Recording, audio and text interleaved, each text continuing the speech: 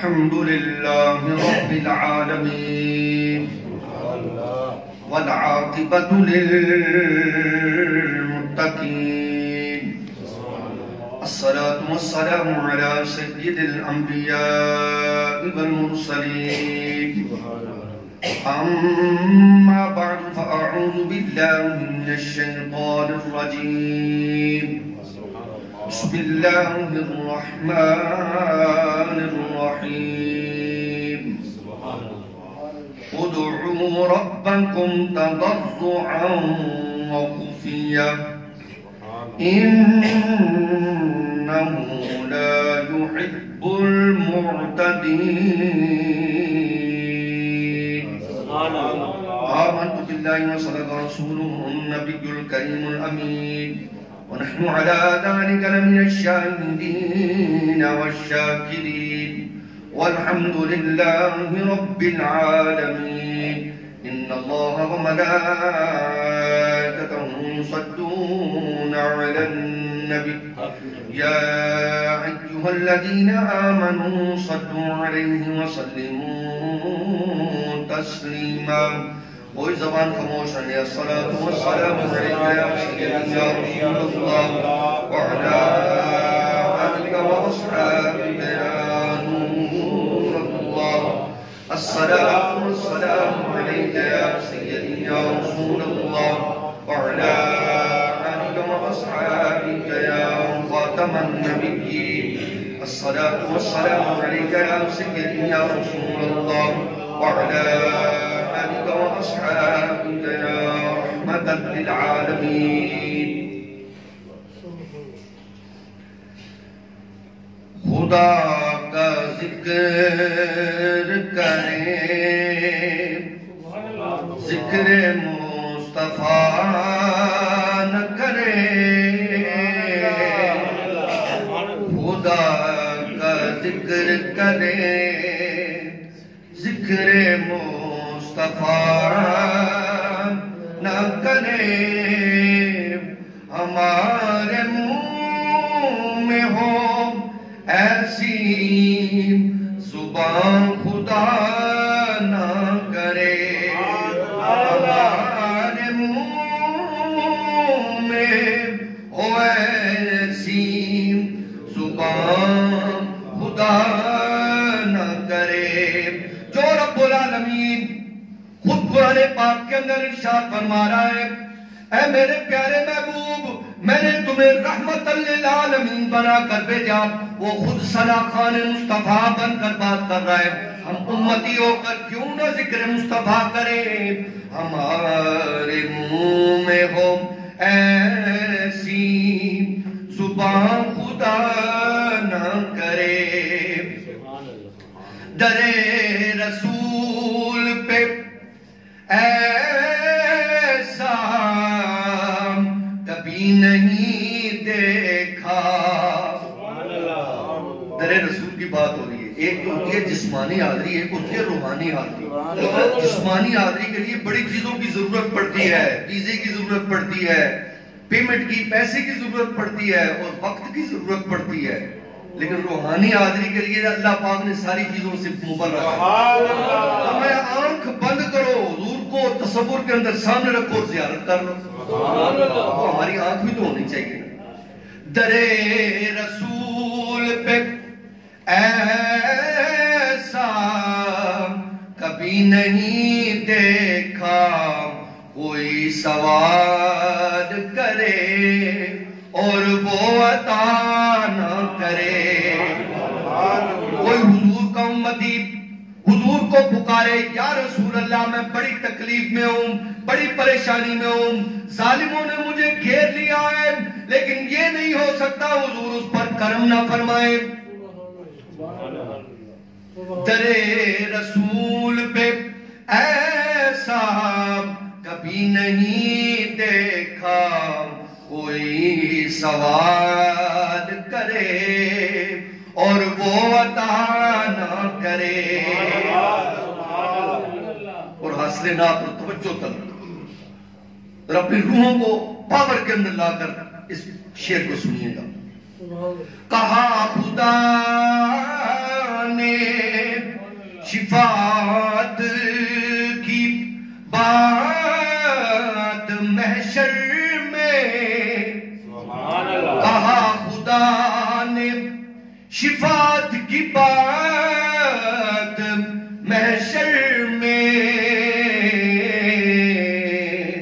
میرے حبیب کرے دوسرا کوئی نہ کرے۔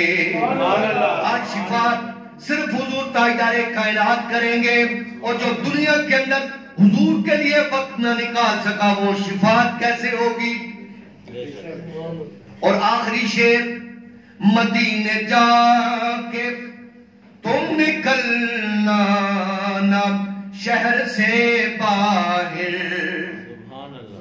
اسی ضمن کے اندر ایک خوبصورت واقعہ سنیں۔ حضرت امام مالک 40 سال مسجد نبی کے اندر بیٹھ کر درس حدیث پڑھایا، لیکن صفوں کی جنبش بھی پیدا نہ ہونے دی، ادب رسول۔ لیکن جب رفع حاجت کے لیے مدینے سے باہر جاتے تو آہستہ آہستہ چلتے، جب واپس آتے تو تیز تیز آتے۔ لوگوں نے پوچھا امام صاحب یہ کیا وجہ ہوئی؟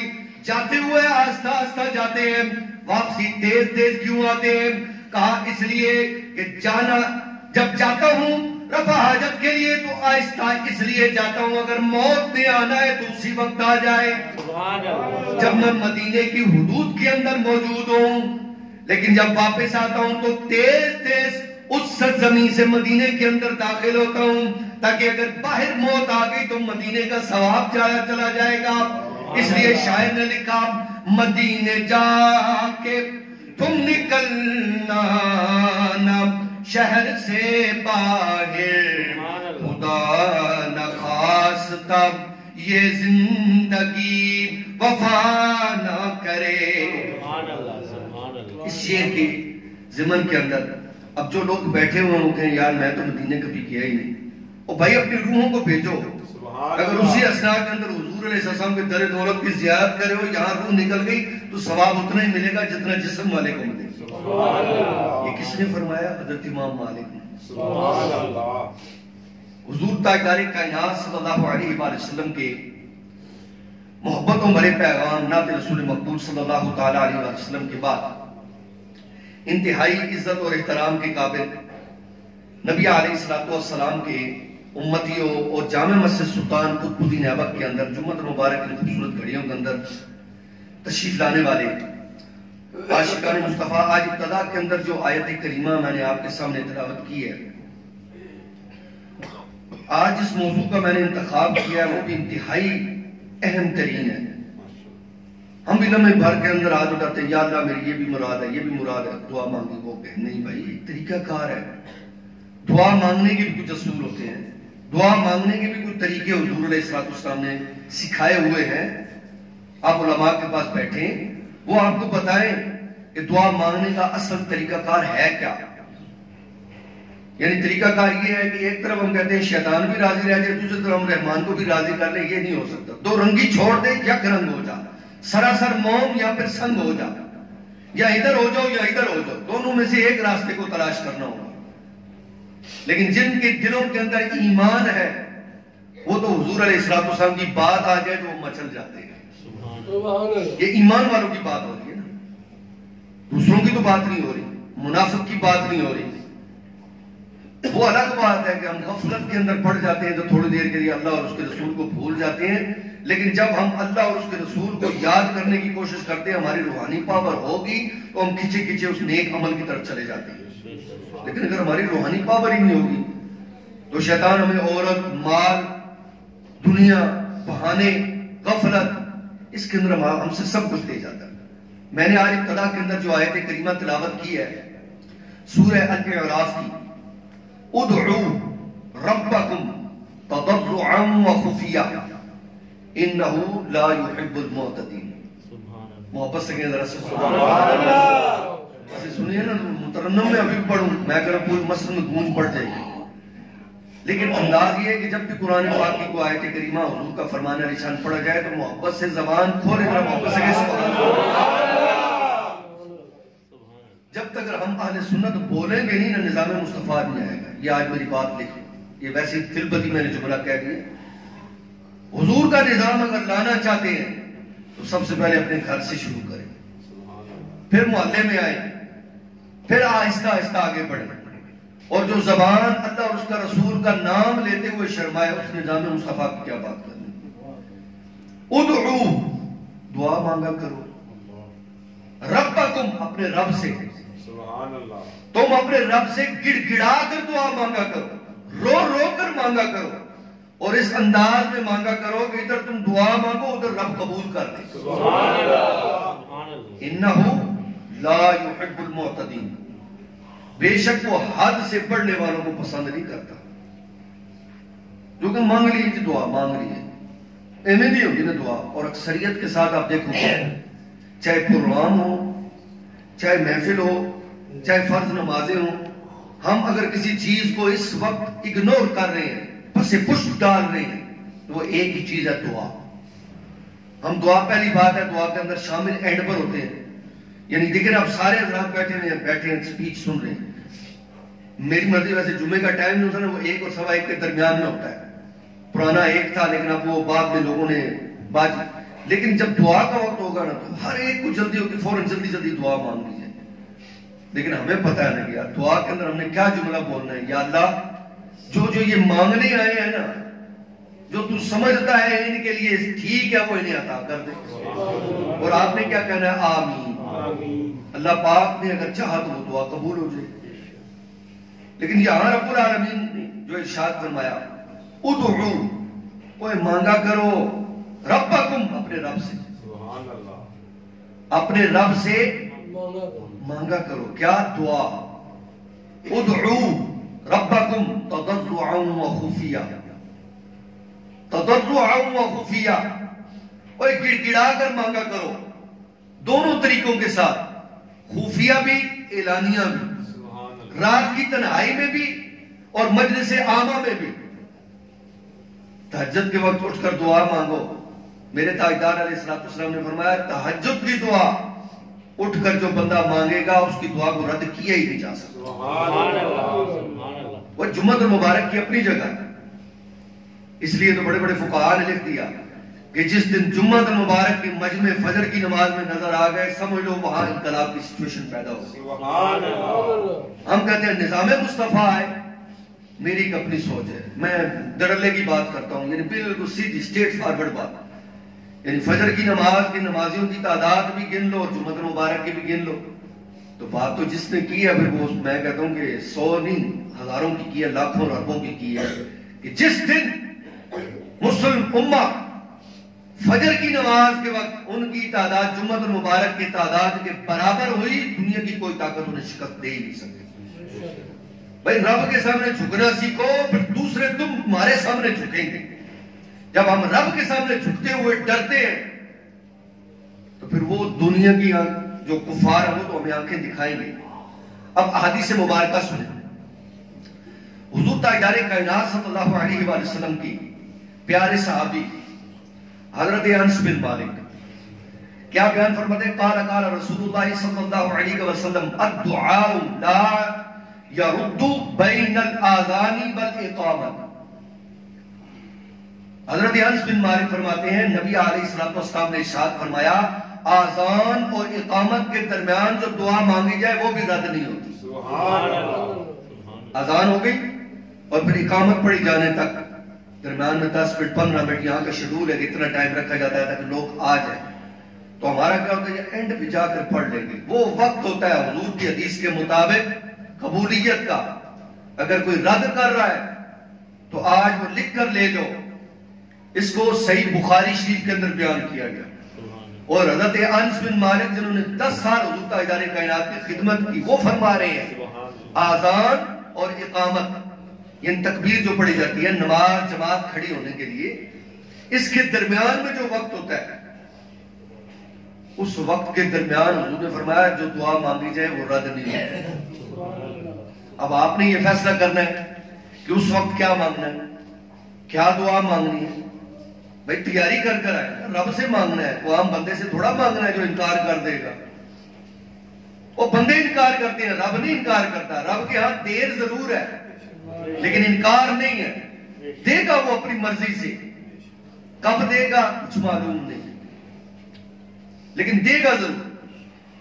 پھر ایک اور پیارے صحابی، اب وہ صحابی رسول کا نام آئے تو میرا دل یہ کہتا ہے کہ گونج پڑ جانی چاہیے سبحان اللہ کی۔ ان کو وہ اتنے پیارے صحابی ہیں، صفا یونیورسٹی، اسلام کی وہ پہلی یونیورسٹی کا وہ عظیم سٹوڈنٹ جس کا نام حضور کی امت کے سامنے لیا جائے تو امت مچل جاتی ہے، پھر حضور کا مقام اور مرتبہ کیا ہوگا؟ سبحان اللہ۔ عن ابی ہریرہ، سبحان اللہ، حضرت سیدنا ابو ہریرہ رضی اللہ تعالیٰ عنہ، سبحان اللہ، وہ فرماتے ہیں حضور تاجدار کائنات صلی اللہ علیہ وسلم نے فرمایا تین دعائیں ایسی ہیں جو فوراً قبول ہو جاتی ہیں۔ سبحان اللہ۔ کتنی دعائیں جی؟ تین دعائیں ایسی ہیں جو فوراً قبول ہو جاتی ہیں۔ فرمایا تین مقامات ایسی ہیں، تین دعائیں ایسی ہیں جو اگر مانگی جائیں تو فوراً قبول ہو جاتی ہیں۔ پہلی فرمایا مظلوم کی دعا، جس پر ظلم کیا جائے وہ آگے سے کچھ کر نہ سکتا ہوتا، جب وہ دعا مانگتا ہے نا، کہتا ہے کہ یا اللہ میں تو اس سے کچھ کہہ نہیں سکا لیکن اس نے مجھ پر ظلم بڑا کیا ہے، لیکن اب میں یہ تیرے پاک بارگاہ میں پیش کرتا ہوں، اب تو جان اور یہ جان، پھر اس کا حال بڑا بڑا ہوتا ہے۔ اس لیے کہیں ظلم کرنے سے پہلے سوچ لینا۔ حضور علیہ السلام نے ارشاد فرمایا کہ مظلوم کی دعا کبھی رد نہیں ہوتی۔ مظلوم جس پر ظلم ہو رہا ہو، اور آج تو ساری پاکستانی قوم پر ہی ظلم ہو رہا ہے کہ 3 سال پیچھے چلے جائیں، کرونا کا ڈرامہ ڈال کر اس قوم کو اگلے حال سے بھی غائب ہم نے کر دیا، اور کہنے کا مقصد یہی ہے، لیکن یہ مظلوم قوم اپنے اللہ کی طرف آئے، اصل مقام کی طرف آئے گی تو یہ جب یہ اپنا معاملہ اللہ کی پاک بارگاہ میں پیش کرے گی۔ انہیں تو ابھی تک اس قوم کو یہ سمجھ نہیں آیا کہ ان دنیا دار پلیت لوگوں نے ہمیں کیا دینا ہے، تم حضور کی ناموس کے مد مقابل پھر ان کو سپورٹ کر رہے ہو، انہوں نے حضور کی ختم نبوت پر ڈاکے ڈالے۔ تمہیں نہیں پتا نبی علیہ السلام کے دین کے ساتھ انہوں نے کیا کھلواڑ کیا؟ مساجد کے سپیکر انہوں نے اتارے، قادیانیوں کو بہن بھائی انہوں نے کہا، علماء کو 4th شیڈول میں انہوں نے داخل کیا، اور کتنے لوگ ختم نبوت فیض آباد سے لے کر اب دیکھر کتنے لوگ جام شہادت نوش کر چکے ہیں۔ کوئی نہیں، مولویوں کا اپنا معاملہ ہے، یہ تو بچوں اگلے جہان جاؤ گے تو پھر ہمیں پتہ چلے گا۔ کئی تو ہے ان اللہ پاک ان کے دلوں کے اندر وہ رحم ڈال دیتا ہے کہ نہیں یار یہ لوگ حق پر ہیں، اتنی مار کھانے کے باوجود بھی پھر بھی یہ ڈٹ کر کھڑے ہوئے ہیں۔ خدا کی عزت کی قسم اس منبر مصطفیٰ پر بیٹھ کر کہہ رہا ہوں، کوئی اور تنظیم جتنی مرضی پارٹی ہے اس پر یہ ظلم ہوتا ہے، وہ پارٹی کا نام بھی بھول چکے ہوتے ہیں، کیونکہ یہ پارٹی کا مقصد ہی فقط حضور کی عزت و ناموس کا پیر ہے۔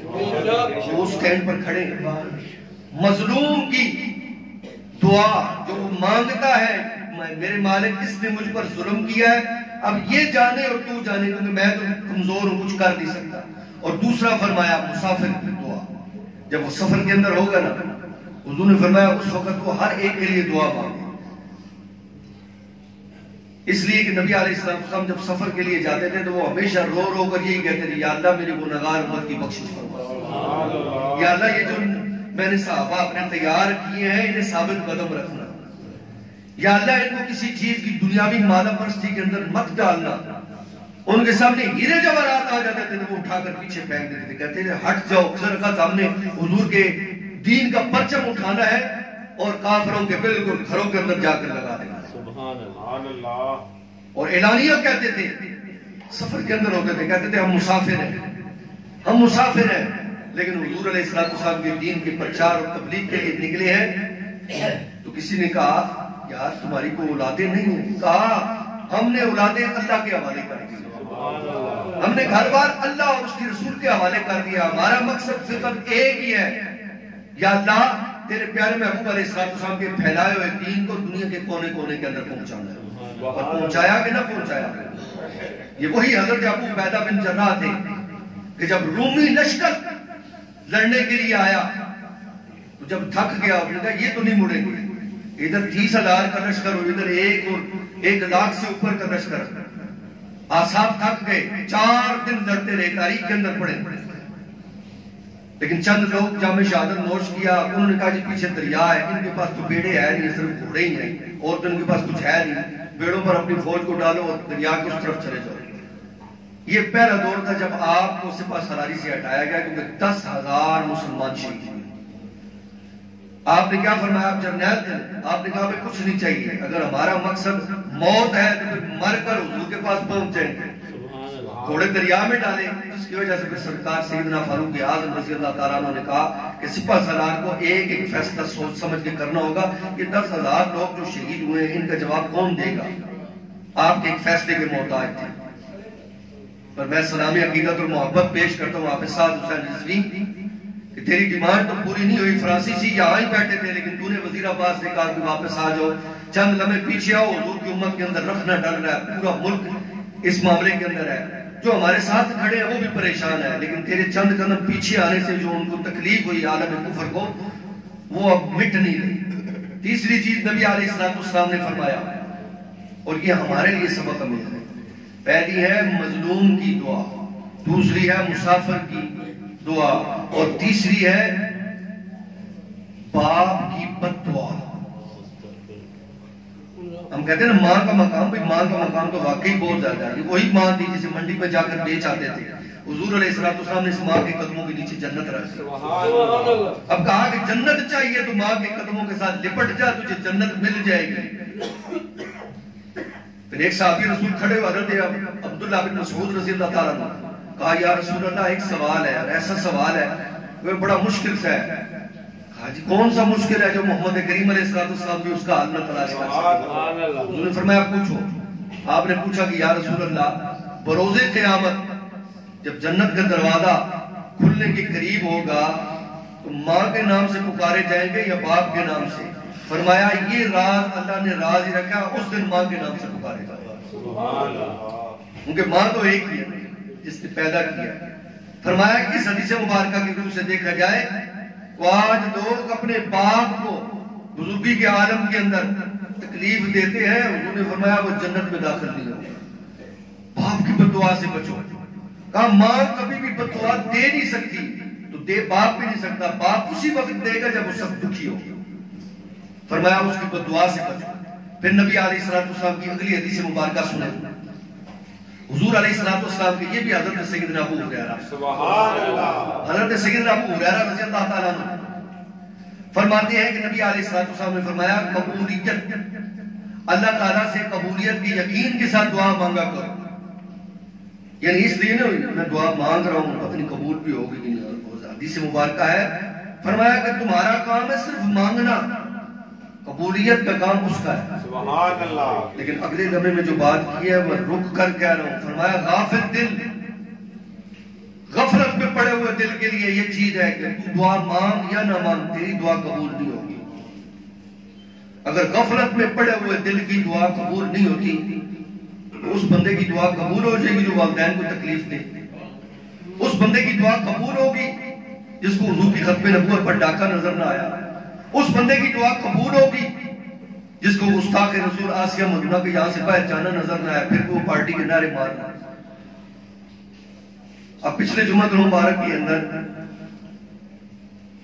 ایک بندے نے کہا جی وہ پرچی لکھ کرنا جمعہ المبارک کے لیے، جی چھوٹے سے بچے کو پکڑایا، جی قاری صاحب کو پکڑا دینا، اندر لکھا ہوا تھا۔ ایسے لوگ ہوتے ہیں بیچ میں بھائی، میں نے کہا یار بہت اچھا ہوتا ہے کیونکہ وہ میرا بھائی وہ پیارا میرے سامنے آتا، میں اسے دلیل کے ساتھ سمجھاتا کہ منبر پر بیٹھ کر سیاست کرنا کوئی سیاست نہیں ہے۔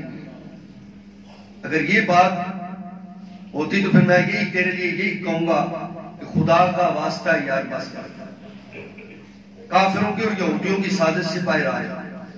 آج یہودی نے اتنی بڑی سازش کر کر تمہارے مکہ اور مدینہ کو بھی یرغمال بنایا ہوا ہے، اور ہم یہاں اور چیزیں سوچ رہے ہیں کہ نہیں ایسا ہوگا۔ آپ بھی دنیا کی مفاد پرستیوں کے اندر کھوئے ہوئے ہیں، گلی بن جائے گی، وہ روڈ بن جائے گا تو ہمارا کام ہو جائے گا۔ یہ تو قبر میں جاؤ نا، وہاں روڈ نے کام نہیں آنا، وہاں کام آنا ہے دل کے اندر جو تیرے خیالات ہیں اور پاک سوچے ہیں نا، انہوں نے کام آنا کہ یہ تیرا دل کس طرف جھکا تھا۔ میں نے پہلے بھی کہا کہ 2 فرض پڑھنے کے لیے آتے ہو آؤ۔ منبر رسول پر بیٹھ کر حضور علیہ السلام نے پوری حکومت قائم کی، منبر رسول پر بیٹھ کر حضور علیہ السلام گورنر بھیجا کرتے تھے، منبر رسول پر بیٹھ کر حضور فوجوں کی ترتیب کا حکم جاری کیا کرتے تھے، اور یہی اسی تسلسل کو سرکار سیدنا ابو بکر صدیق رضی اللہ تعالیٰ عنہ نے قائم رکھا، اسی تسلسل کو سرکار سیدنا فاروق اعظم رضی اللہ تعالیٰ عنہ نے قائم رکھا، اسی تسلسل کو سرکار سیدنا عثمان غنی ذو النورین رضی اللہ تعالیٰ عنہ نے قائم رکھا، اسی تسلسل کو حضور مولا کائنات سیدنا علی المرتضی شیر خدا کرم اللہ وجہ کریم نے قائم رکھا، اسی تسلسل کو حضرت امام حسن علیہ السلام نے قائم رکھا۔ پھر آج تم کیسے کہتے ہو کہ دین الگ ہے، سیاست الگ ہے، یہی تو چیز ہے؟ تو پھر اعلانیہ کہہ دو سرزمین پاکستان اسلامی جمہوریہ پاکستان صرف نام لیبل اوپر لگا ہوا ہے، اندر خانے صاحب انگریز کا قانون چل رہا ہے۔ تو اس لیے ہمیں کھڑا ہونا پڑے گا حضور کے نظام کے لیے، نبی علیہ السلام کے نظام کے لیے کھڑے ہونے کے لیے۔ جو وہ 3 نعرے ایک مرد درویش دے گیا، اس سے بے وفائی مت کرنا، ووٹ نہیں دینی نہ دو یارا، جدھر دل کرتا ہے دو، لیکن نعرے اس محبت نہ مارو کہ اگلے ایک باری ہل جا کہ یار ان کی یہ چیز ہے۔ اور یہ نعرہ بھی بذات خود ایک دعا ہے، یہ جانتے ہو، لبیک یا رسول اللہ، لبیک یا رسول اللہ۔ کیا جملہ ہے؟ یا رسول اللہ میں حاضر، یا رسول اللہ میں حاضر، یا رسول اللہ میں حاضر۔ کون سی دعا میں؟ تاجدار ختم نبوت، حضور کی ختم نبوت پر ہم دعا مانگ رہے ہیں۔ من سب نبی جن بھکت، یہ بھی ایک دعا ہے، حدیث مبارکہ دعا بھی۔ اب مجھے بتاؤ کہ ان کے اندر کیا کرنا؟ اس لیے اللہ رب العزت ہمیں حق کو سمجھنے کی توفیق عطا فرمائے۔ اسی حدیث مبارکہ کے اندر بھی یہی تھی کہ غافل دل اس کی دعا قبول نہیں، وہ دعا مانگے یا نہ مانگے کام برابر ہے۔ لیکن یہاں رک کر اختتام کی طرف جاتے ہوئے حضرت امام بہقی ایک حدیث مبارکہ بیان کی، یہ بھی دعا کے ساتھ ہی اٹیچ ہے، ان کو جو موضوع چل رہا ہے اس موضوع کے ساتھ یہ جڑی ہوئی ہے۔ حضرت ابن عباس رضی اللہ تعالیٰ وہ فرماتے ہیں کہ نبی علیہ السلام کی زمانے مبارک کے اندر، اور اس حدیث مبارکہ کو متفق علیہ ان حدیثوں کو کہتے ہیں جو سیاستہ کی 6 معتبر کتابوں کے اندر سب کے اندر یہ حدیث موجود ہو، اس کو متفق علیہ کہتے ہیں۔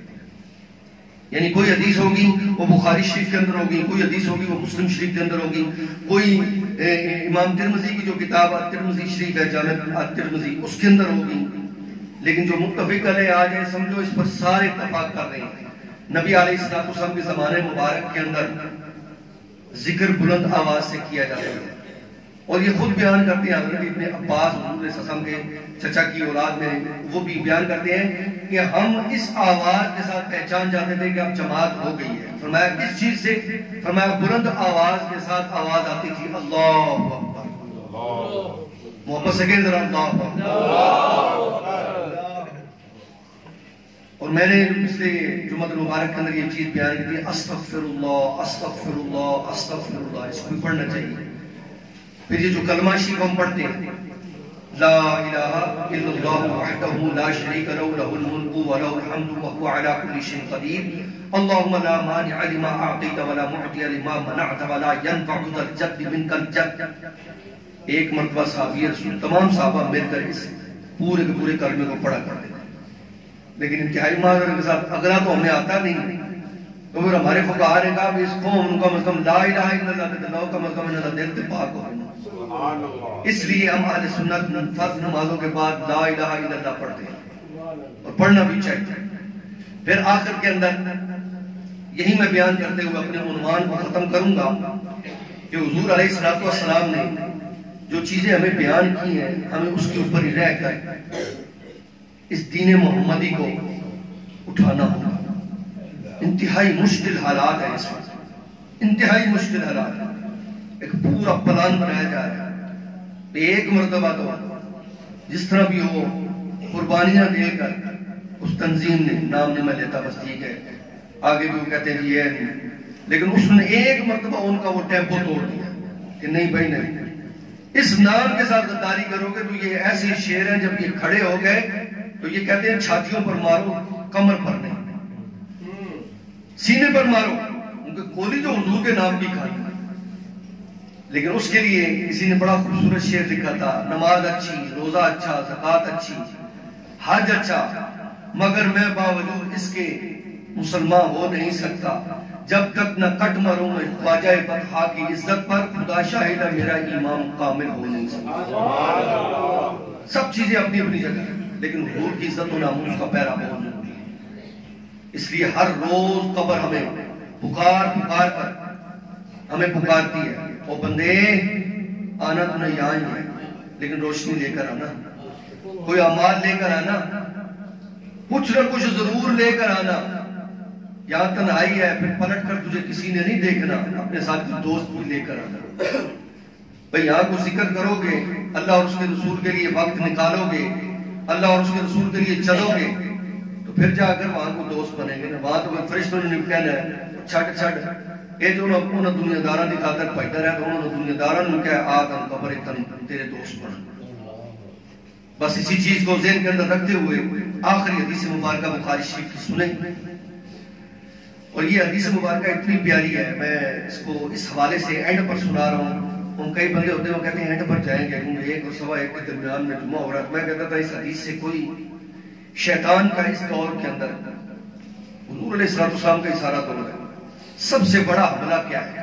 یہ سوال ہے میرا، جواب میں اس حدیث مبارکہ کے دوں سے دوں گا۔ اس دور کے اندر شیطان کا سب سے بڑا حملہ حضور کی امت کے اندر کیا ہے؟ کسی کو نہیں پتا۔ ہر ایک کا اپنا زاویہ ہوگا، ایک اپنا سوچنے کا انداز ہوگا، یہ ہے یہ ہے یہ ہے۔